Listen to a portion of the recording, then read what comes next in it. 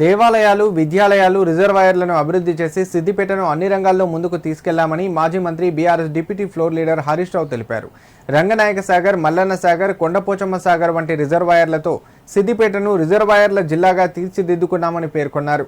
జిల్లాలో అనేక విద్యా సంస్థలను ఏర్పాటు చేసుకున్నామని, దేవాలయాలను కూడా అభివృద్ధి చేశామని అన్నారు.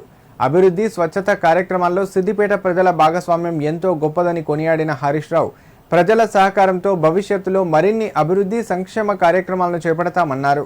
సిద్దిపేట పట్టణంలోని బంగారు మైసమ్మ దేవాలయంలో నిర్వహించిన బోనాల ఉత్సవాల్లో మాజీ మంత్రి హరీష్ రావు పాల్గొన్నారు.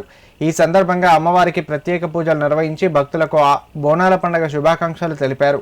అనంతరం మాట్లాడిన ఆయన ఆషాఢ మాసంలో నిర్వహించే బోనాల పండుగ సందర్భంగా సిద్దిపేట ప్రజలందరికీ శుభాకాంక్షలు తెలిపారు.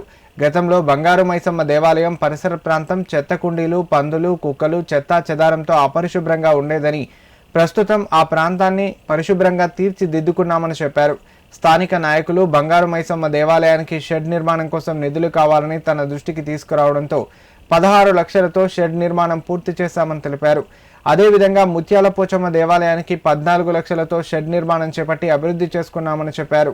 సిద్దిపేట నుంచి తిరుపతికి వెళ్ళినా, దేశంలోని ఇతర ప్రాంతాలకు వెళ్ళినా మాది సిద్దిపేట, మేము సిద్దిపేట వాళ్ళం అని చెప్పుకునేలా గౌరవం వచ్చే విధంగా పట్టణాన్ని అభివృద్ధి చేసుకున్నామని అన్నారు హరీష్ రావు. చెత్త కుండీలు లేని, పందులు లేని పట్టణంగా సిద్దిపేటను శుద్ధిపేట, శుభ్రమైన పేటగా తీర్చిదిద్దుకున్నామని చెప్పారు. అమ్మవారిని ప్రార్థిస్తా ఉన్నాను.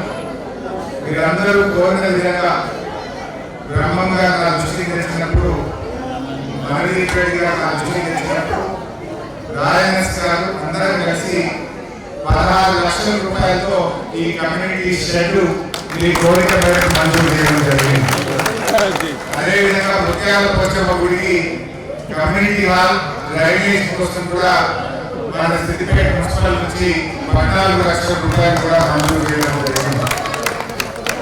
ఆ పాత రోజులు గుర్తొస్తున్నాయి. ఎక్కడ పాపం కీర్తిశేషులు పెద్దలు మర్చిపోయినా లేదు. ఆ రోజుల్లో ఈ మూల మీద ఒక చెత్తకుండు ఉండేది. ఆ చెత్తకుండి చుట్టూ 10 పందులు, 4 కుక్కలు. ఎవరైనా చెత్త వేయాలంటే మా అక్క చెల్లెలు సగం దూరం చెత్త తీసుకురాలి. ఎందుకంటే అన్ని పందులు, కుక్కలు ఉండేవి. ఆ రోజుల్లో నేను శ్రద్ధ తీసుకొని చెత్త కుండీ లేని సిద్దిపేట కావాలి, చెత్త రహిత సిద్దిపేట కావాలి అని ఒక ప్రయత్నం చేస్తాం. ఇంటింటికి పొద్దున లేవనే డ్రై చెత్త, పొడి చెత్త అని బండ్లు పెట్టి చెత్త తీసుకుపోయే ప్రయత్నం చేస్తాం. ఈరోజు సిద్దిపేటలో చెత్త కుండీ లేవు, పందులు లేవు, డ్రైనేజీ సమస్య లేదు. ఒకప్పటికి డ్రైనేజీలో నిండా నీళ్లు పోతుండే, ఇప్పుడు చూద్దామంటే చూద్దా నీళ్ళు లేవు.